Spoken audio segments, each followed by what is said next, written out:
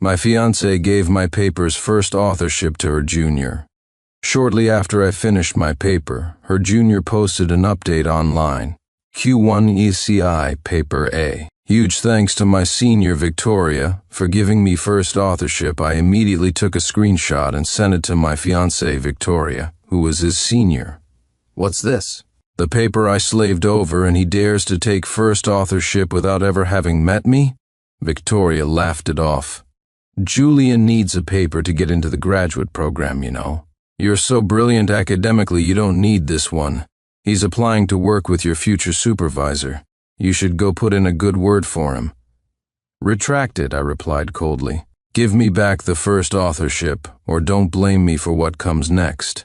She left me on read. Then she turned around and recommended Julian to my potential supervisor. The signature on the recommendation letter was a forgery of my own. That night, during Julian's celebration party, Victoria called me. Julian just used your manuscript. How could you report us for academic misconduct over it? Withdraw the report immediately, or Julian will be blacklisted Chapter 1. He just used your manuscript.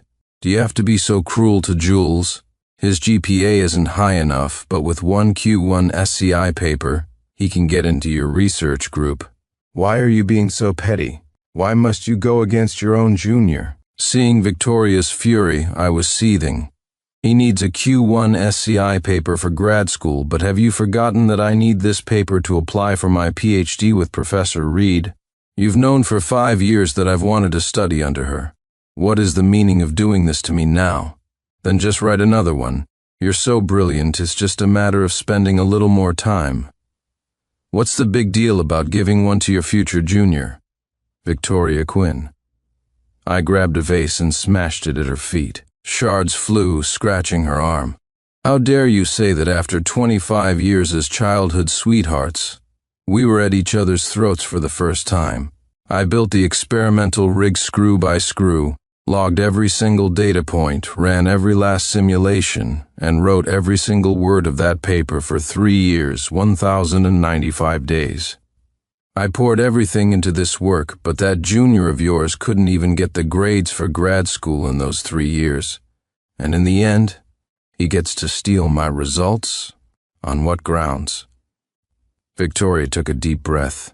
You don't understand. Jules is very smart. He just needs a chance. If you just give him your paper, then what about my chance? I stared her down. Cut the crap. Professor Reed's PhD admissions close in 2 weeks. If you don't retract the paper and change the authorship by tomorrow, don't blame me for disregarding the history between our families. I threw the file of evidence at her. This contains a complete record of my work, from the proposal to the final manuscript. If you think you can, let's see your junior produce one of his own. If I don't see a retraction tomorrow, I'm submitting this immediately. You think carefully, Victoria. You'll have to face the consequences for stealing my manuscript, too. Victoria fell silent. Finally, she let out a deep sigh. Fine, I understand. Chapter 2. The next day, Victoria did as I said and had the manuscript retracted. But when it was resubmitted, I was shocked to find that the junior, Julian Morgan, was still the first author. My name had been added, true, but it was buried way down the list as the 8th author. My classmates who saw the paper couldn't help but snicker. You could get 5th author just for bringing coffee. Putting someone at 8th author makes it painfully obvious they're just trying to leech a publication. This undergrad, Julian Morgan, is amazing. A Q1 CI paper as an undergrad? I only managed a Q2 paper for my master's graduation. And isn't this 8th author, Sincere Stewart, a master's student? How shameless, trying to leech off an undergrad's work. The paper in my hands trembled violently. I realized the revision hadn't just added my name. More than 20 irrelevant people had been added as well. Victoria had even given 4th authorship to someone who had done nothing more than run errands and print out the paper. And yet I, the original author, was tossed to 8th place. This was a provocation. This was Victoria's way of expressing her discontent. And 8th author was nowhere near good enough to apply for Professor Reed's PhD program. Fine. If someone can't understand a threat, they can't blame me for tearing away the facade. I gathered my evidence and headed back to my office, but my phone suddenly lit up with a number I hadn't seen in 2 months. I answered, overjoyed. Dad? Mom? Is your classified project over? Not yet, son. But friends of ours at your university told us there's a problem with your paper. Do you need your mom and dad to help? A flicker of disappointment passed through me, but I quickly composed myself. I can handle it myself. Dad, Mom, you focus on your project. Have faith in your son. I heard a pleased laugh from the other end. Is that so? Looks like our son has grown up. I knew that a single word from my parents could resolve this entire mess. Professor Reed might even accept me as her student out of respect for them. But that wasn't what I wanted. I wanted to be recognized for my own abilities, not because of my parents' reputation. That night, I stayed up all night meticulously organizing the evidence, and I submitted the report the next day. Not only that, I prepared another little gift and uploaded it to the internet, a 109-page presentation. It detailed the entire history of my relationship with Victoria, from childhood friends to lovers, and then to our engagement. That's right, Victoria and I were fiancés. We were just waiting to graduate before getting married. In this context, her giving my paper to Julian Morgan looked particularly damning. The presentation went viral immediately, and the topic surpassed 100 million views. But just as the internet was rallying to my side, another presentation, this one 200 pages long, began to circulate. I opened the file, stunned. It was a full-throated defense of Julian Morgan, and it offered an explanation for my relationship with Victoria. Yes, we were fiancés. But it claimed we'd had an argument, and I had started spreading rumors about her and Julian out of spite. This presentation was Victoria's work. The internet immediately split into 2 camps. My private messages were flooded with heated debates. I countered by posting a screenshot of my official report and the submission confirmation. The evidence has been submitted. The truth isn't decided by online arguments. When the university's review committee releases its findings, everyone will know who's lying this time. Victoria had nothing to show. After all, I had a complete, unbroken chain of evidence from the project's inception to its completion. And Julian Morgan had nothing to show for the last 3 years but a history of partying and slacking off. Online opinion swung decisively in my favor. Victoria called me. Will you only be happy once you've completely ruined Julian's academic career? The irony was staggering. What do you mean I ruined it? It was my research. Someone stole it, and I'm supposed to just swallow the insult and stay silent. But Victoria, I cut her off. This isn't some trivial matter. Professor Reed is a titan in the aerospace field, an idol I've revered since I was a child. I will not give up this opportunity. Julian Morgan is not worthy of it, sincere Stuart. I hung up the phone. Now all I had to do was wait for the results. The truth would come out, but I never expected the result to come so quickly. When I checked the portal, however, the feedback was that my report was unfounded. Sincere. The door opened. The professor wants to see you. Chapter 3. The moment I opened the office door, an ashtray slammed into my chest. This is madness, Professor? I stared at Professor Davies in shock. She frowned at me. If you don't want to graduate, then keep spewing nonsense online, Professor. It's not nonsense. You know how hard I've worked these past 3 years. That paper. You dare talk back to me? She cut me off. I've checked. You didn't write that paper at all. Victoria wrote it for you.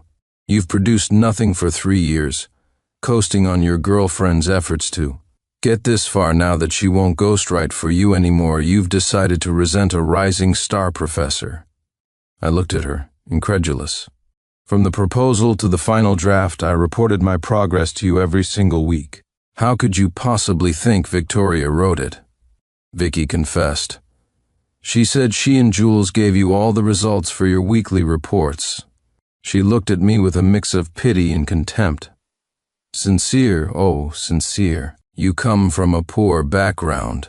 You fought your way into university, into a master's program, Instead of working hard to change your fate, you resort to these kinds of dirty tricks.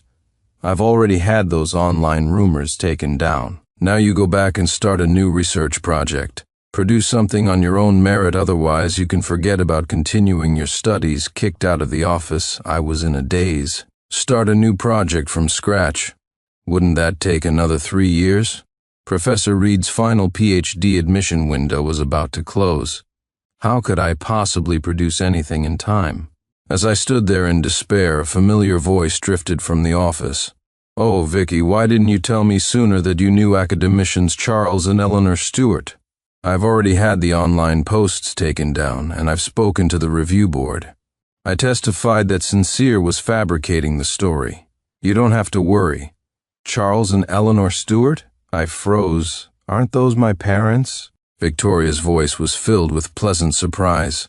"Thank you, Professor Davies. If you hadn't stepped in, Jules would have been destroyed by the online mob. Haha, you're a girl the 2 academicians watched grow up. Of course I'd look out for you. My research group could really use some resources allocated from them.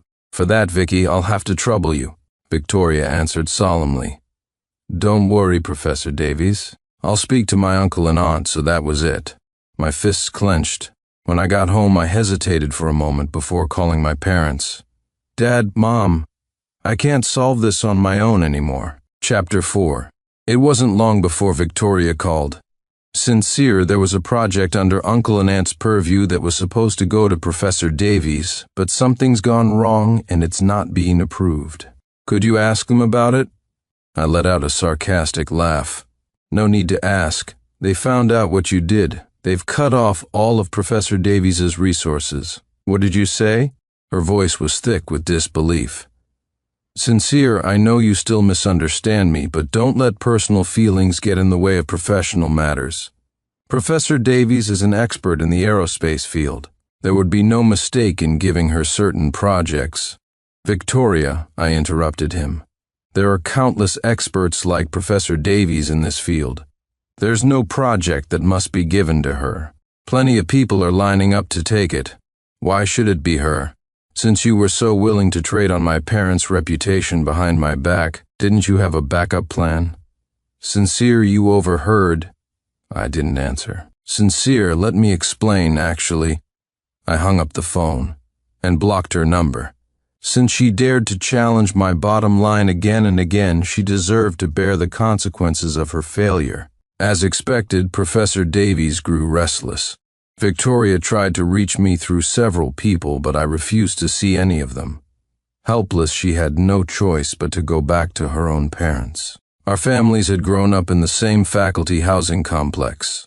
My parents were researchers on classified projects, and Victoria's parents also held positions at another research institute.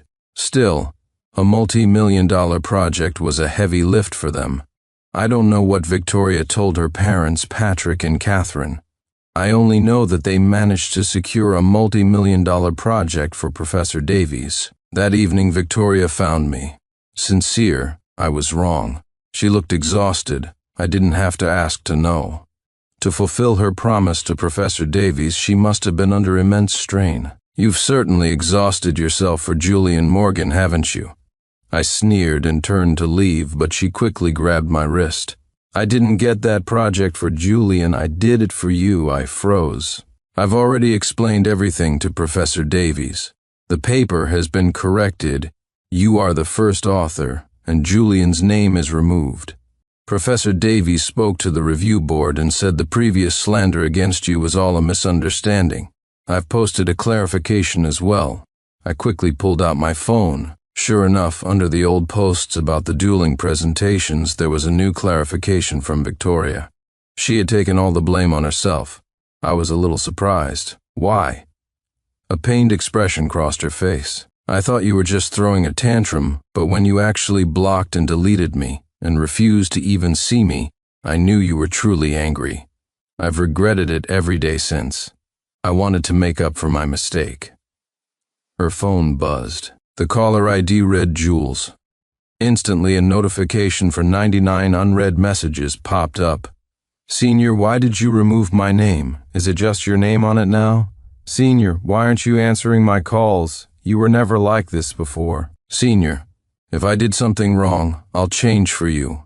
If you're willing to come back, I'll be your boyfriend right now. She handed the phone to me. I raised an eyebrow. You trust me that much? You're my boyfriend. No, my fiancé. I took the phone and right in front of her navigated to the block contact page. She remained perfectly still. I pressed the block button. She just watched me. Sincere, Jules has always been my direct junior. That day I saw him having a breakdown in the study room, and it reminded me of you. You used to stay up all night for a single formula, your eyes red as you worked through the derivations. In that moment my heart went out to him. I stepped aside, letting her into my apartment. Surprise flashed in her eyes, followed by joy. I had never intended to burn the bridge completely. A friendship of over 20 years isn't so easily broken. A stern lesson was needed. If Victoria was truly willing to change, I was willing to give her another chance. I just never expected her to change to a degree that even I found surprising. Chapter 5. In the period that followed, Julian Morgan started hounding Victoria, just as she had once hounded me. But Victoria deleted and blocked even their mutual friends, focusing instead on preparing to start our PhD program together. The night before my defense, she stayed up late helping me polish my presentation, not even having time to revise her own. Fortunately, we both passed Professor Reed's assessment. Because my paper had caused quite a stir, Professor Reed took us directly to an industry summit. As the cameras all turned to me, esteemed experts in the field, my seniors, were now asking for my take on difficult industry problems. For a moment, my hands couldn't help but tremble slightly. Wasn't this everything I had dreamed of? To have my abilities seen, to earn the respect of my peers. Mr. Stewart, could you tell us how you wrote this paper that's caused such a sensation in the industry? Sensation is too strong a word, but as for the writing process, I do have a few thoughts. As I spoke eloquently into the microphone, Victoria, who had been smiling by my side, suddenly glanced down at her phone. Her expression instantly hardened. The microphone was snatched from my hand. Victoria's voice pierced through the conference hall. Who said he wrote this paper? Everyone stared at her in shock. I, too, was in disbelief. Vicky, what are you talking about? But the woman who had been gazing at me with a smile just moments before now sneered. Ha! How long are you going to play dumb? She connected her phone to the large screen. The images were shocking, tragic photos of Julian Morgan being rushed to have his stomach pumped after a drug overdose, alongside a heart-wrenching, blood-soaked suicide note. Chapter 6. Victoria's voice was cold. I can testify that this paper was written by an undergraduate student. It has nothing to do with Sincere Stewart. For 3 years, he leeched off his junior, Julian Morgan. After stealing his paper and taking first authorship, he wouldn't even let Julian report it and instead bit back. Here is the evidence of the presentation he made to play the victim online. Everyone stared at the screen in astonishment. How could that be? This paper was written by an undergraduate. I can't imagine the potential of a student like that. Something's not right, Professor Reed said, narrowing her eyes. I recall that you, Victoria, are quite close with this undergraduate. How do we know you aren't fabricating this to protect the young man? That's right. An undergrad publishing a Q1 paper is just too far-fetched. Victoria faltered. Professor, I grabbed the microphone back. If you claim the paper is his, then show the evidence. From the proposal to the project approval, if you can produce a complete evidence chain, I'll give the paper back to him with that. I displayed my own evidence chain. Victoria's face went pale. The crowd gasped. He has all the experimental details. If this doesn't prove Mr. Stewart wrote the paper, then nothing makes sense. Ha, I sneered, looking at Victoria. How are you going to argue your way out of this one? Who says that evidence is real? Professor Davies suddenly stood up. Everyone, I was Sincere Stewart's master's supervisor. I have never seen the research process he just displayed. What? He's even faking his evidence chain. This is hilarious. Sincere Stewart tried to make a big splash, but I bet he didn't expect his own supervisor to be here. I felt a surge of panic. "Professor, you clearly saw all of this." Professor Davies just gave me a cold look and continued. "Perhaps you don't know, but this girl, Vicky, was practically raised by academicians Charles and Eleanor Stewart. She would not lie." Professor Reed froze. The others were also taken aback. Academician Stewart and Academician Stewart? A student of theirs would certainly be truthful. Suspicious glances fell upon me.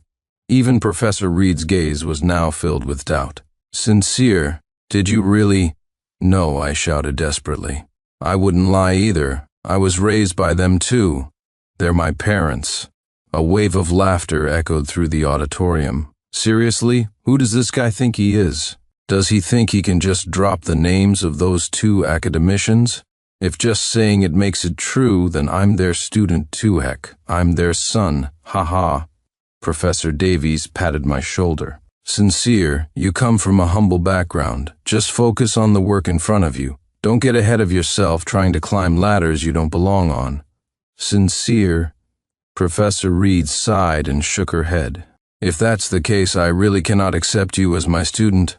I can call them." My fists clenched. My voice rang through the hall. Chapter 7. Professor Reed paused, then nodded. "All right, Sincere. I can give you one last chance. If you can prove your innocence, I will still take you as my student." Deal. I gripped my phone and dialed my parents. Under the watchful eyes of the entire room, the contact name Mom was particularly conspicuous. People began to whisper. That contact name. Could he really be the academician's son? I just checked. The number he's dialing really does seem to be Academician Stewart's. Then does that mean he's— "We're sorry, the number you have dialed is currently unavailable." The harsh automated voice filled the auditorium.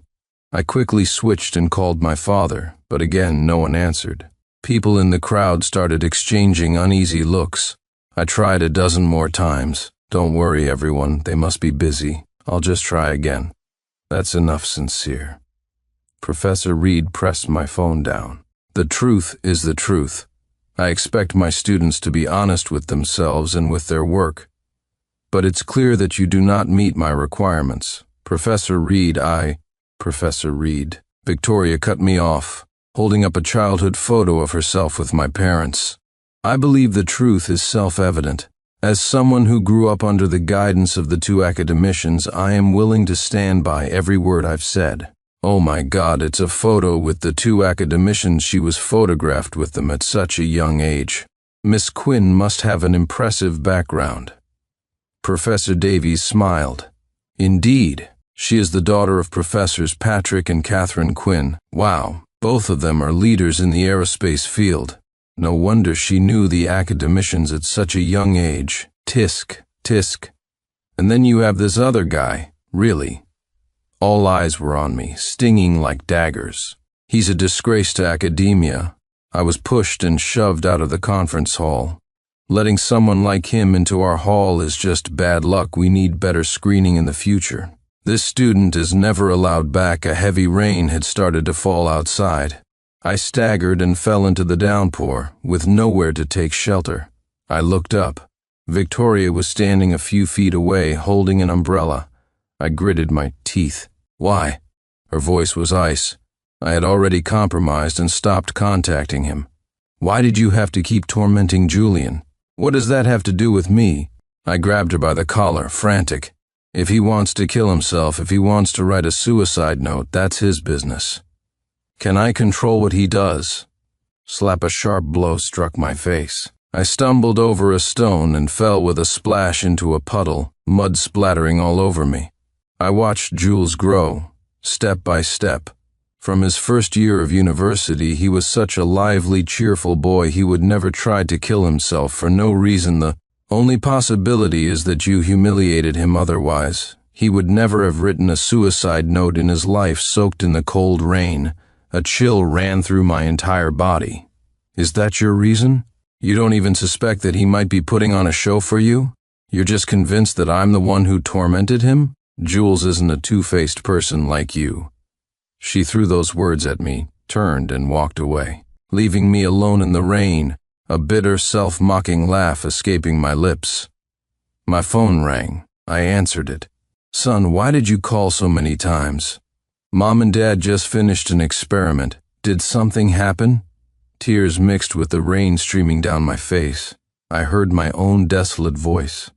"Dad, Mom, there's something I have to tell you." Chapter 8. After hearing my story, my parents were silent for a long time. Finally, they asked only one question. "Are you certain it was that girl, Victoria, who did this?" They had watched Victoria grow up too. Until now, I had been trying to save her some face. But now, I gripped my phone tightly. "The child you raised never lies. Your mother and I understand." That same day, a video shot to the top of the trending lists. My usually low-profile parents appeared on camera together, personally confirming my identity as their son. They also detailed my entire academic journey, from childhood to the present, and gave a detailed endorsement and analysis of my Q1 paper. It caused an uproar. I always thought the two academicians didn't have children. Turns out they kept it a secret so their son could rise up on his own merit. I know Sincere Stewart I was. His classmate, he's an academic powerhouse. He could lock himself in the lab for 3 days straight. Julian Morgan was in my year. All he did was fool around with different senior girls and drink. He published a Q1 paper? What a joke. My parents used nearly every resource at their disposal to clear my name and spread the truth. When the video was released, Professor Davies was in a group meeting with her students, using me as a cautionary tale, earnestly advising them to accept their humble origins and not to aim too high. But then her students saw the video. Professor Davies's face turned crimson, and she abruptly ended the meeting. It wasn't just a clarification. My parents also had Victoria and Julian blacklisted, completely disregarding their 20-plus year friendship with the Quinn family. As a result, the project Victoria's parents had secured for Professor Davies was cancelled. Victoria came to find me herself. "Do you have to take it this far?" I was organizing my files and looked up. "What do you mean? You were the one in the wrong first. How could you drag your uncle and aunt into this to back you up? Do you really have to be like this?" Slap, I struck her hard across the face. "What do you mean I was in the wrong first? Who was it that gave my paper to Julian Morgan? When I take back what's mine, suddenly I'm the one in the wrong?" Victoria covered her face, stunned. For over 20 years, we had been the closest of childhood friends. In just a few short months, we had already had 3 physical altercations. Victoria gritted her teeth. "Tell your uncle and aunt to stop right now. Julian is threatening to kill himself again, then let him." I laughed out loud. She looked at me in disbelief. "What are you saying? Didn't he already try to kill himself during the summit? What, is he trying it again?" Victoria frowned and I smiled. "You'd better pray he succeeds this time. Because if he doesn't, I have plenty of other ways to make him suffer.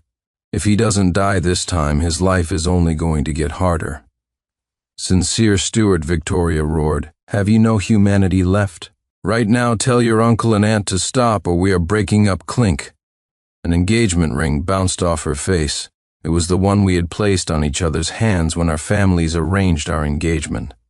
"Let's break up then." My voice was ice. "What did you say?" Victoria stared at me, her face a mask of disbelief.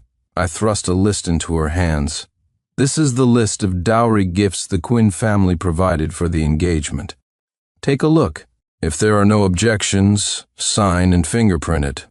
All of it will be delivered to your doorstep tomorrow. As for the betrothal gifts, you can keep them or return them, I don't care." Victoria looked at me, taking slow steps backward, shaking her head. "I won't sign it." She tore the dowry list into tiny pieces. I frowned. "Then what do you want? With Julian Morgan standing between us, do you really think I would still marry you? I won't give up on Julian, and I won't call off our engagement." She turned and strode away. I picked up the engagement ring and took a few steps after her, but she had already slammed her car door and sped off. The ring dug into my palm. What makes her think she can have whatever she wants? I threw the engagement ring into the trash. Then I added a new line to a copy of the dowry list. Engagement ring, cash value, $25,000, Chapter 9. After that, Victoria remained active, attending various academic conferences. But because of my parents' intervention, both she and Julian Morgan were blacklisted by the academic community.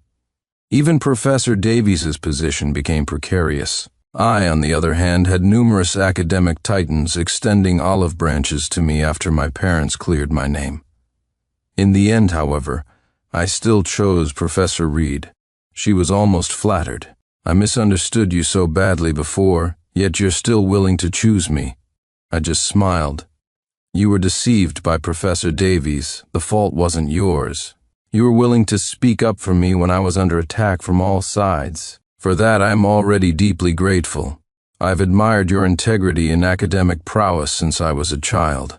The reason I was so determined to choose you is also because you were willing to bring me to a high-level academic summit and introduce me to your peers, even before you knew I was my parents' son.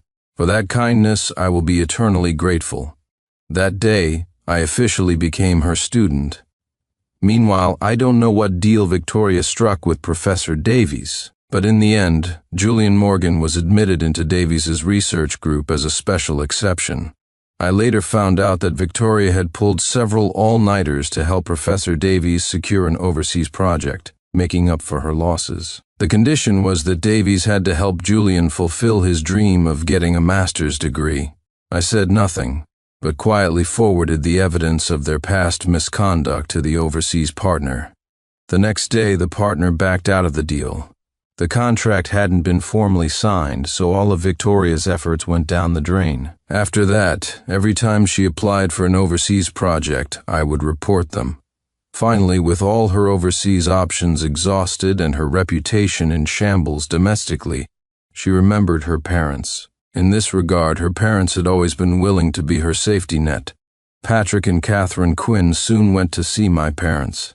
As lifelong friends, they appealed to emotion and reason, begging my parents to give Victoria some resources. But this time, my parents were unmoved. Not only did they throw out all the gifts the Quinns had brought, but they also returned every item on the dowry list, piece by piece. Staring at the room full of returned dowry, Patrick and Catherine fell into despair. Victoria was frantic on the phone. Then just give me a few of your projects, like last time. If Professor Davies doesn't get a new project soon, she's going to kick Jules out of the research group. To her surprise, her parents exploded in anger. Do you think projects are so easy to get? Last time, if your uncle and aunt hadn't given the green light, do you think that project would have ever ended up in Davies's hands? What did you say? Victoria was incredulous. Why would your projects need a green light from my uncle and aunt? Child, the situation is not as simple as you think. The only reason your mother and I have been able to hold these positions for so long is ultimately because your uncle and aunt were willing to help her father side heavily on the other end of the line. What were you thinking, treating Sincere like that? Even if there were no shared interests between our families, just ask yourself, for over 20 years, has Sincere ever been anything but wonderful to you? How could you do that to your fiancé for some young punk? The phone slipped from her hand and clattered to the floor. Victoria couldn't believe what she was hearing. For over 20 years she had believed her family's status was due to their own strength. A little less prestigious than the two academicians perhaps, but ultimately independent and irreplaceable. Only today did she understand that the two families were in fact an inseparable whole. No, that was only true for her family. The two academicians could separate themselves at any time without any negative consequences. There was a knock on the door. She opened it. It was Julian Morgan. Chapter 10 Senior, don't worry. Even if you didn't succeed, I won't blame you. Julian opened a food container, revealing porridge he had made himself. I heard you skip dinner again tonight. Come, try some of this. I made it myself. Victoria looked at him and suddenly felt an overwhelming urge to hug him. Jules, I'm so glad I still have you at a time like this. It was the first time she had ever hugged him. He was completely taken aback. Senior, what are you saying? This is what I should be doing. I'm sorry, Jules, I'm useless. No, you're not. I'm sure you'll succeed. Senior Victoria shook her head. I miscalculated. Academicians Charles and Eleanor Stewart are powerful enough to decide life or death in our field. This time, even my parents can't do anything. Senior? Julian slowly pushed her away. You've got to be joking, right? Victoria shook her head again. It's true, but don't worry. Even though things failed, I'll ask a relative to arrange an office clerk job for you. Ah, useless. The food container was snapped shut. Julian turned to leave. Jules? Victoria froze. What did you say? I thought you were so powerful, but it turns out you're just a dog that was attached to Sincere Stewart. The moment he makes a move, you're nothing. Oh, you didn't even realize you were a dog, did you? Otherwise, you wouldn't have worked so hard to screw yourself over. Like this Julian Morgan. Victoria desperately grabbed his wrist. I'm in this position today because I was trying to help you. Did I beg you to help me? Julian lifted his chin. I complained a little, and you were tripping over yourself to give me a paper. I hadn't even started trying for real. It's hilarious. Who asked you to play the martyr? Victoria's eyes turned red. That's not what you said before. You said if I was willing to come back, you'd be my boyfriend. Who would want to be the boyfriend of someone like you? Disgusting. Julian shoved her away, taking a few steps back. You can't even secure a single damn project. And I wasted my time making you porridge. Julian Morgan. Victoria chased after him like a madwoman, but Julian had already hopped into another woman's Ferrari and sped off. Staring at the departing sports car, Victoria could barely breathe, her whole body trembling.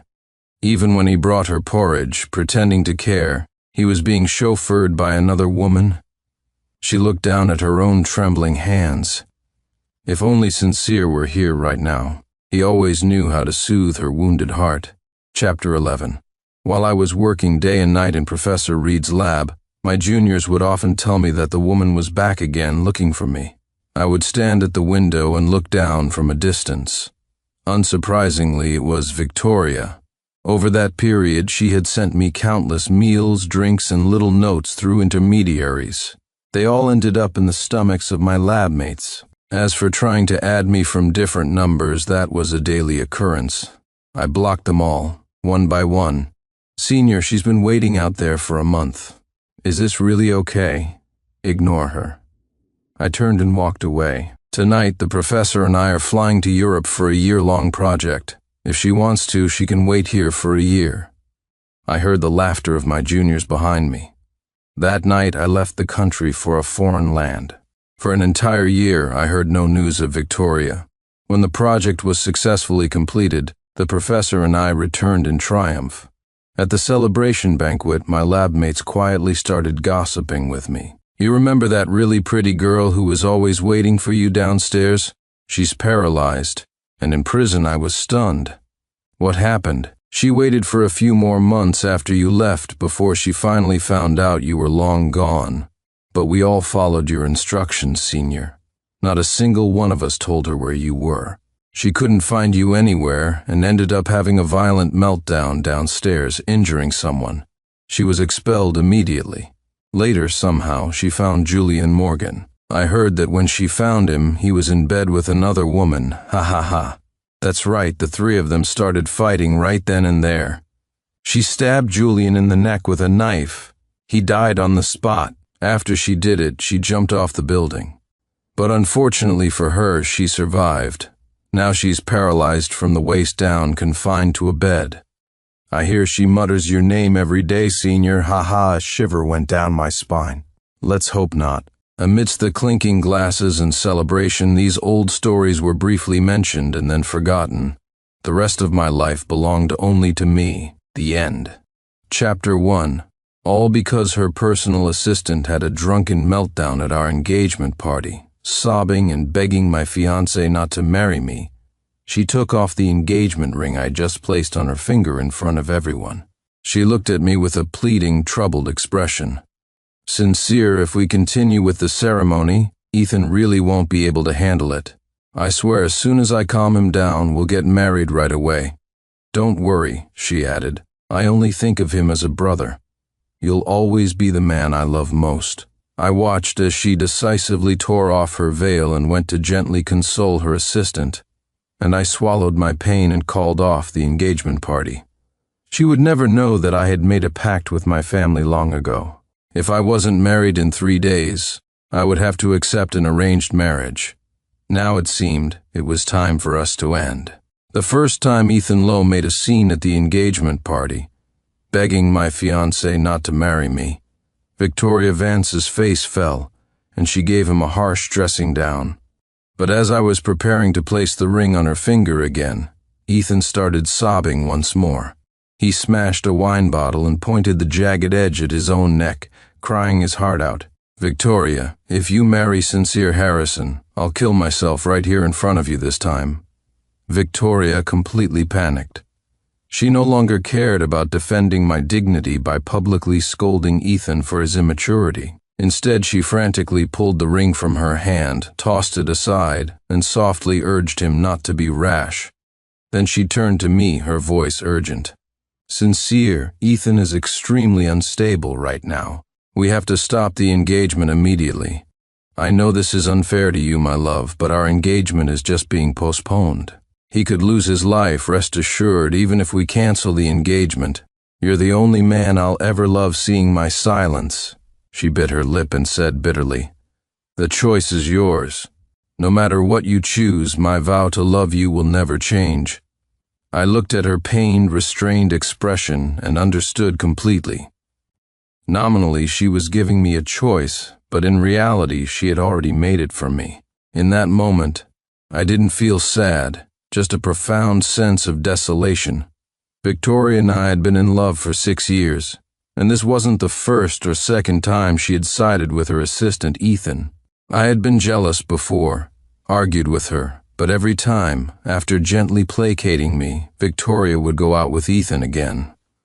Gradually, I'd grown resigned to it. After so many years of love, I couldn't bear the thought of breaking up, especially with our wedding just around the corner. A long-held dream about to be realized. But I never expected that today's farce would make me understand so clearly. This relationship could never go back to what it was.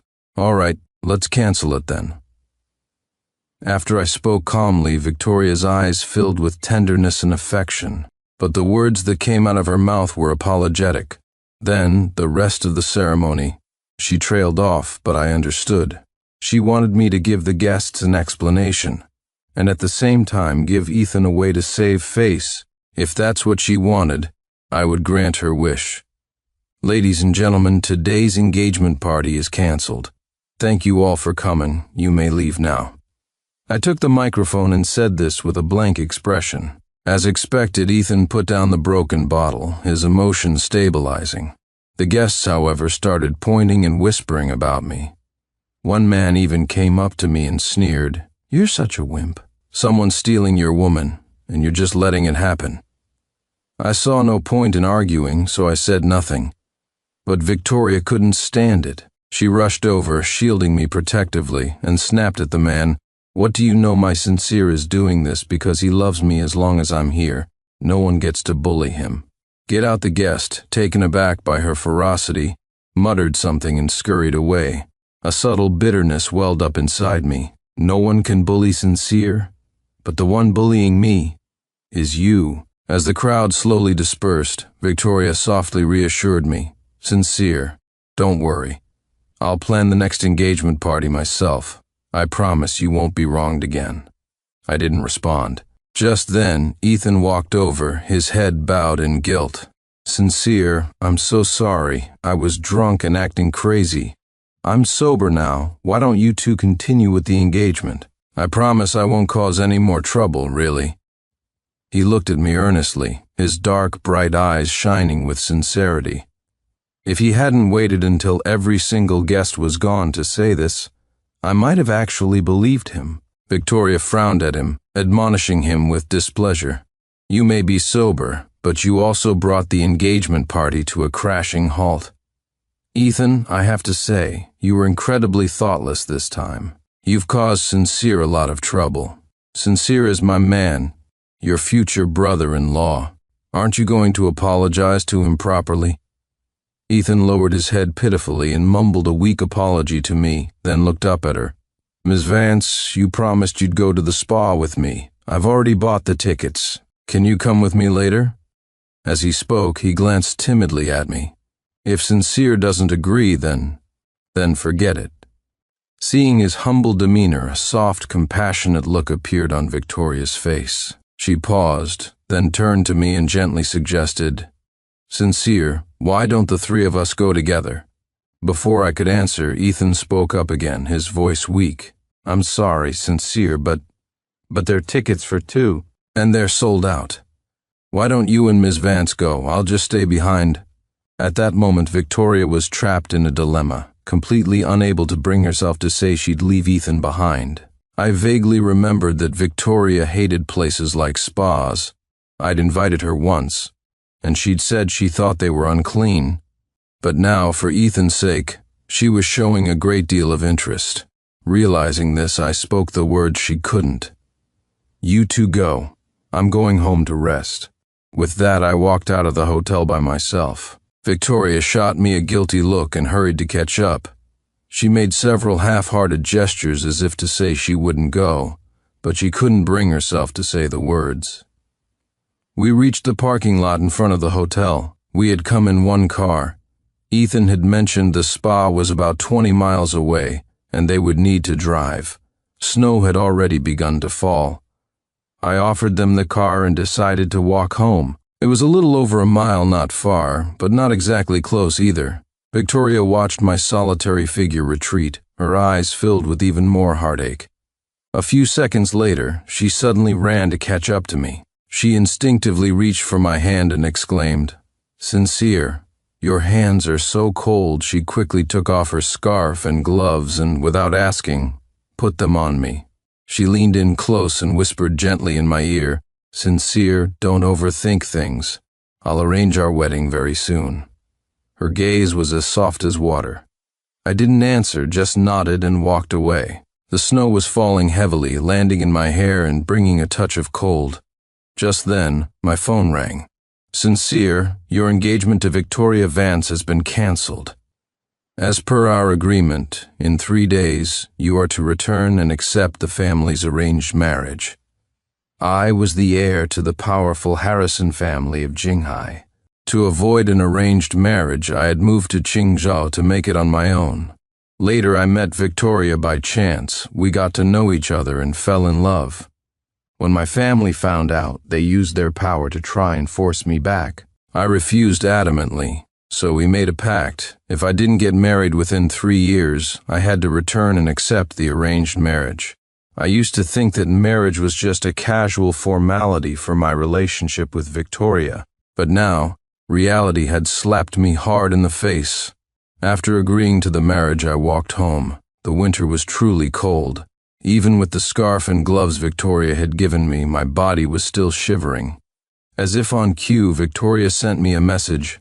"Are you home yet?" I replied, "I'm home," and went to take a bath. When I got out, a voice message from Victoria popped up on my phone. The background was noisy with the sound of flowing water, along with the laughter of a man and a woman splashing and playing. "Don't splash me, Ethan, you little devil. You're getting my clothes all wet, Miss Vance. Watch me swim over to you." I knew exactly whose voices they were, and a bitter irony washed over me. The voice message was quickly deleted. A moment later, Victoria called. I let it ring for a few seconds before answering. "Sincere, did you get a message just now?" Victoria's voice was filled with nervous probing. I said flatly, "What message?" "I just got out of the shower." Victoria immediately sighed in relief, chuckled, and said it was nothing. She reminded me to use an extra blanket tonight and mentioned she probably wouldn't be coming home. I grunted in acknowledgement and hung up. An indescribable sorrow settled in my heart. Looking around our home, everything from the print on my pillow to the style of the decor was a trace of the love Victoria and I once shared. Back then, her eyes and heart were filled with only me. She'd said, "Sincere, you are the light of my life. I love you, forever." How did love change so much? I started to wrap up my work. Since I had decided to leave, I needed to tie up loose ends in Qingzhou. Suddenly, my email inbox was flooded with over 1,000 photos. I opened them and saw they were all of Victoria and Ethan at the spa. My email was synced with Victoria's. Any message she received, I did too. Under the dim, warm lighting, the two of them wore matching robes, sometimes in the water, sometimes on the tatami mats. They struck all sorts of playful poses. The photos were incredibly atmospheric. Their gazes were electric, full of heat and restraint, the tension between them palpable. I scrolled through them one by one, my heart growing number and number.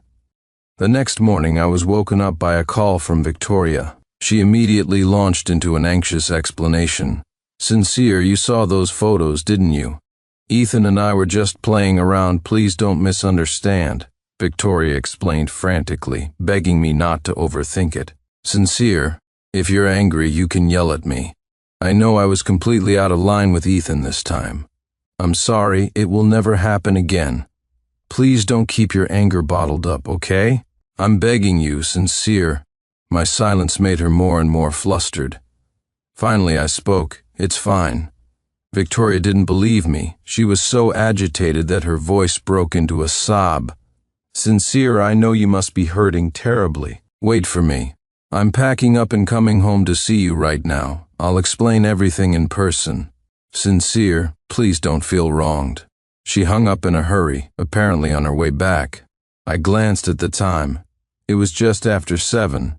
It was about time for me to pack my things and get ready to leave. When the housekeeper saw me packing all my personal belongings, she cried out in shock, "Sir, are you leaving? Miss Vance will never agree to this." It was true. Everyone in this house knew that Victoria loved me more than life itself. The first day she brought me here to live, she had emphatically instructed everyone. "Sincere is the master of this house. His word is law. You can be careless with me, but you must take good care of him. No one is allowed to make him unhappy." If I were to leave, she would undoubtedly do everything in her power to keep me, because she couldn't imagine a life without me. But I just said calmly, "It's all right, I'll talk to her." By the time I finished packing and left the house, Victoria still hadn't returned. I checked into a hotel first. About 2 hours later, there was a sudden knock on my room door. Outside stood Victoria, her hair disheveled, with tear stains at the corners of her eyes. She finally breathed a sigh of relief when she saw me and threw herself into my arms, crying pitifully. "Sincere, why did you move out? Are you trying to scare me to death?" I was about to speak when Ethan appeared out of nowhere, cutting me off with a tearful accusation. "Sincere, Miss Vance and I just went to the spa to relax. Do you really have to run away from home just to get attention? You're just targeting me, aren't you?" His voice choked with emotion as he spoke. "If that's the case, I might as well just go and die right now so I won't be a nuisance to anyone hearing this." Victoria was horrified and immediately pushed me away to stop Ethan. "Ethan, don't say such things," she said urgently. She whispered a few words to him, then turned and pulled me by the hand back into the room. When it was just the two of us, her tone was weary and disappointed. She tried to control her emotions, lowering her voice to say, "Sincere, I know you don't like Ethan, but please don't provoke him, okay? I've told you that you're the man I love most in this life. Please stop testing me. This is hard on everyone." The desolation in my heart deepened, but I just said flatly, "Sorry. It won't happen again." Seeing my calm demeanor, Victoria softened again, her voice becoming more gentle. "All right, Sincere, I'm not blaming you. I just hope you won't get jealous and ruin everyone's mood. Now come home with me. Stop sulking, okay?" But I pulled my hand away from hers and said calmly, "I'm not going back. Let's have dinner tonight. There's something I need to tell you." Victoria's expression froze. She felt a sudden wave of unease and was about to speak. But just then, Ethan walked over looking pitiful. "Miss Vance, my head hurts. Can you take me to the hospital? I can barely stand, Miss Vance. Can you help me?" Victoria frowned, clearly wanting to refuse, but her body moved instinctively to support Ethan. With no other choice, she had to take him and leave. After they left, I booked a table downstairs and invited a few of my good buddies from Qingzhou to get together that evening. I would announce the news of my return to Jinghai for the arranged marriage to my friends and to Victoria then. After making the arrangements, I received a photo from Ethan. It showed Victoria had taken him back to our home. She was in the kitchen, wearing an apron, busy at work. The photo was accompanied by a message, "Sincere, are you still waiting alone in your hotel for Miss Vance to come get you? Keep waiting. Miss Vance is busy making me dumplings from scratch. You're just a clown." Looking at his taunting words, I felt not a single ripple of emotion in my heart. Evening arrived quickly. In the private room, my friends had all arrived one after another, but Victoria was still not there. I called her several times. She finally picked up on the 5th call. She explained guiltily, "Sincere, I'm so sorry. Can you wait a little longer? I'll be there as soon as I finish up here." I didn't press her, just said it was fine. Then I announced, "Let's not wait. Bring out the food."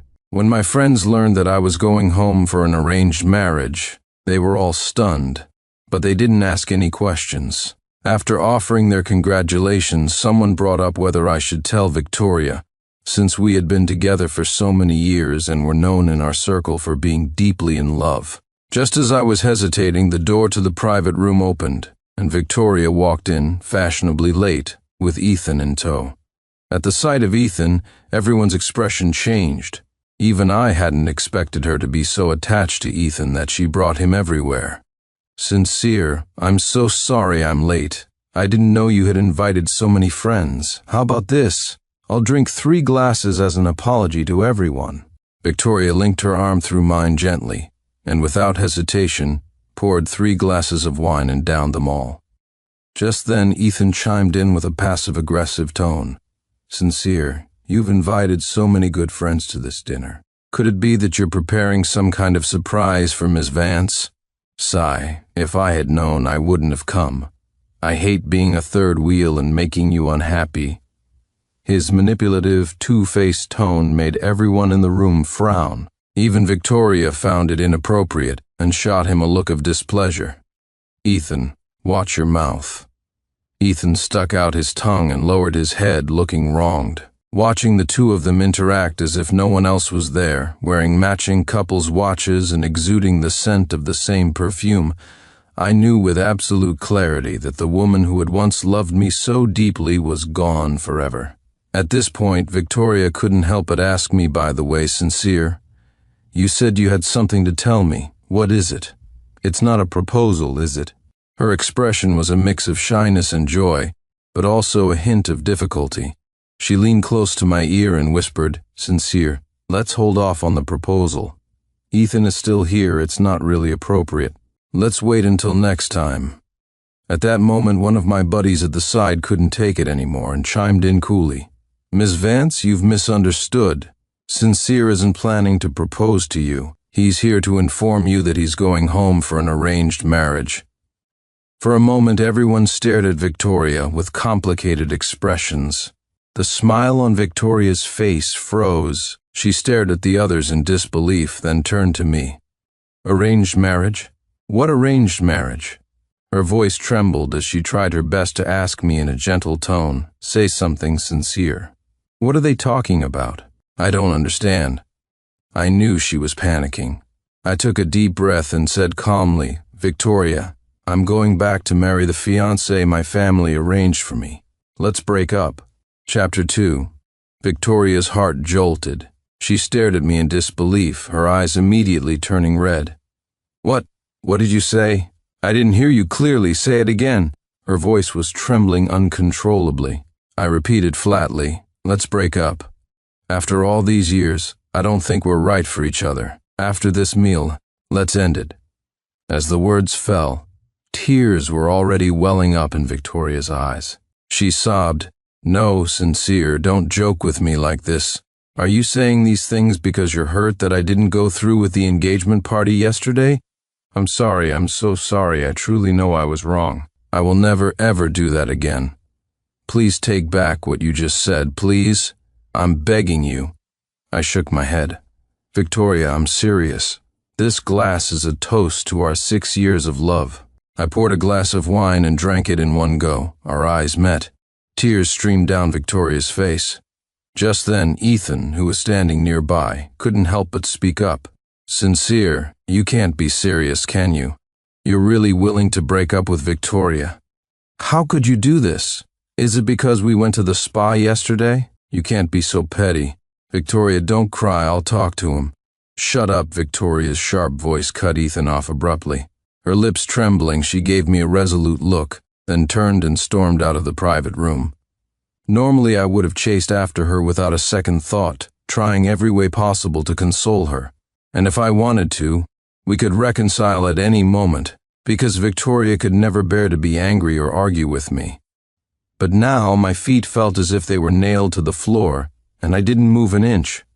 Ethan quickly ran out after her. Seeing this, my buddies hesitated before asking me, "Sincere, are you sure you can let her go just like that? Shouldn't you go after her?"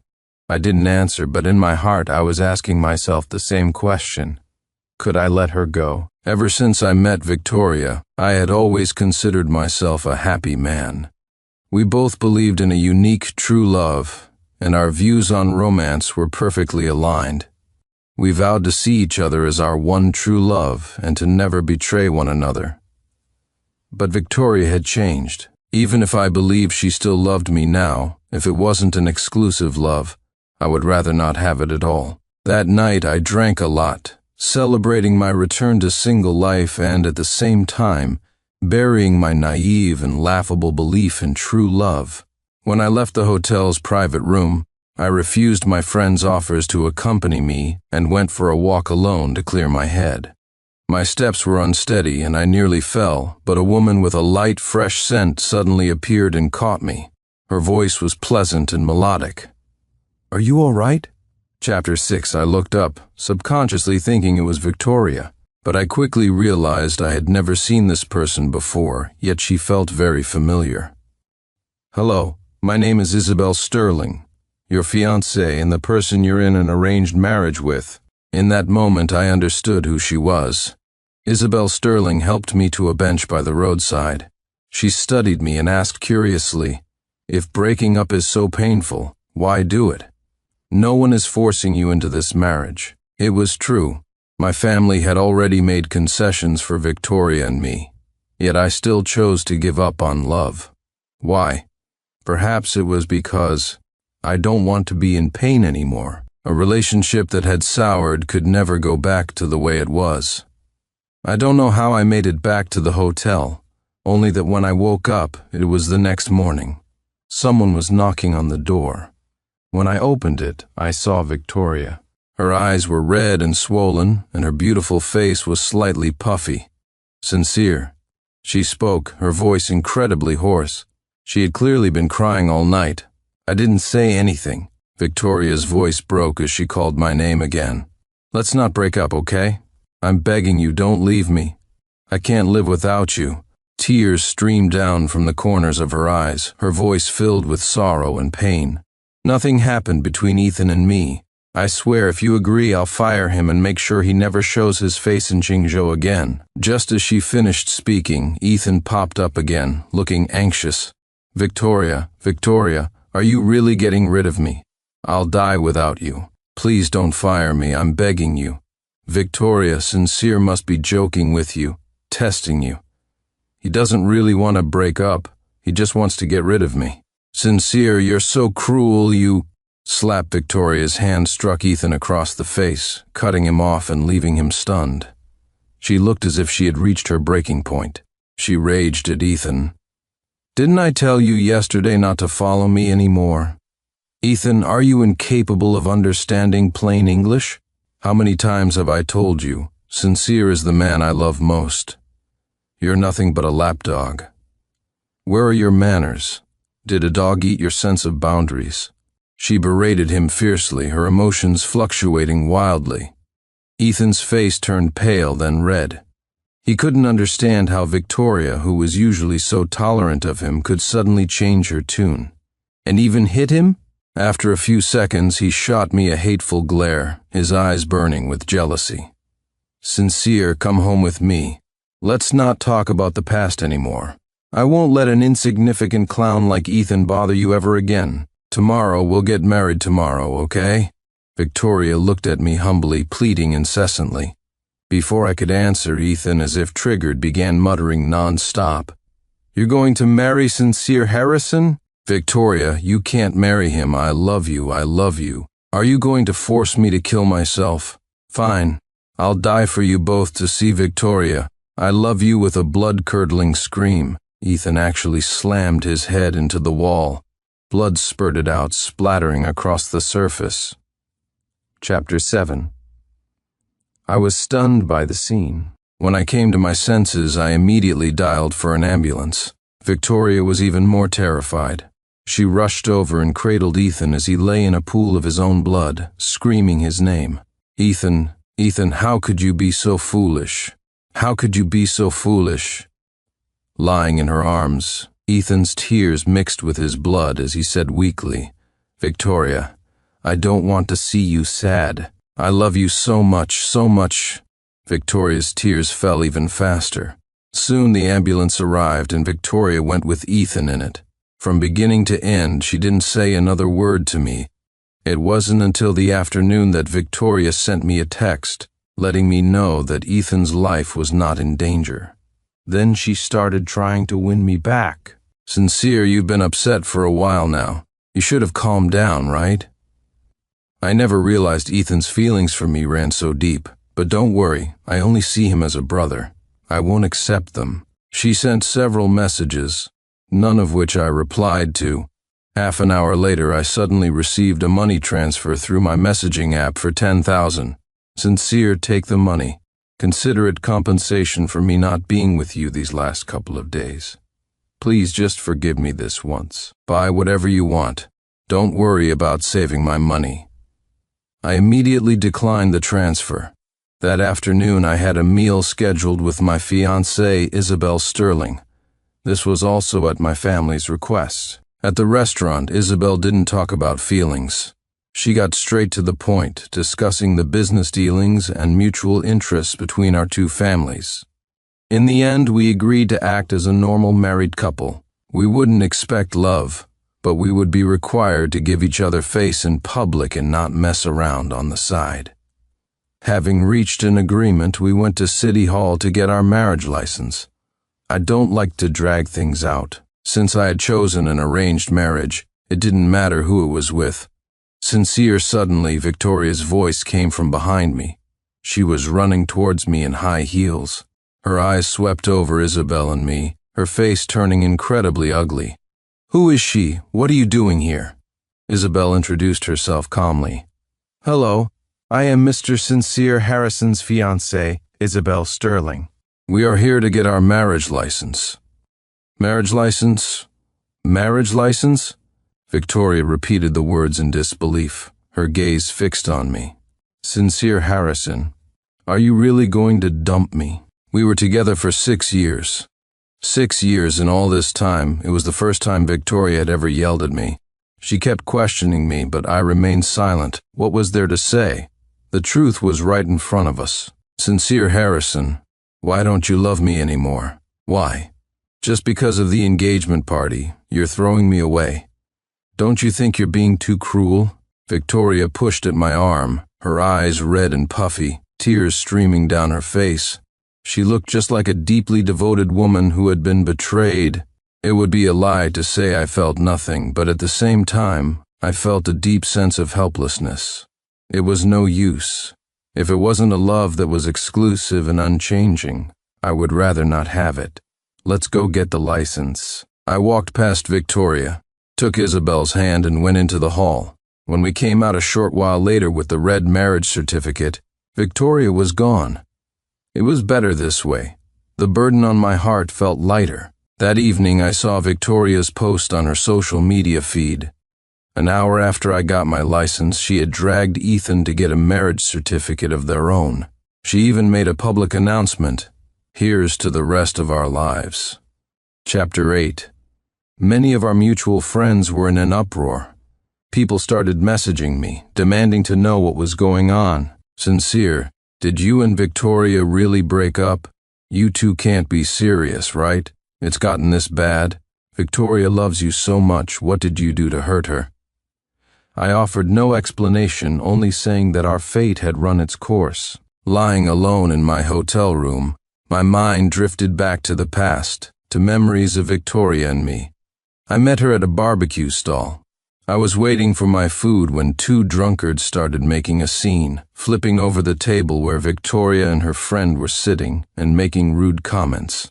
I couldn't stand by and watch, so I said a few words, which ended in a fight. When the police asked me to find a witness, I assumed Victoria wouldn't help me, having seen too many similar stories in the news.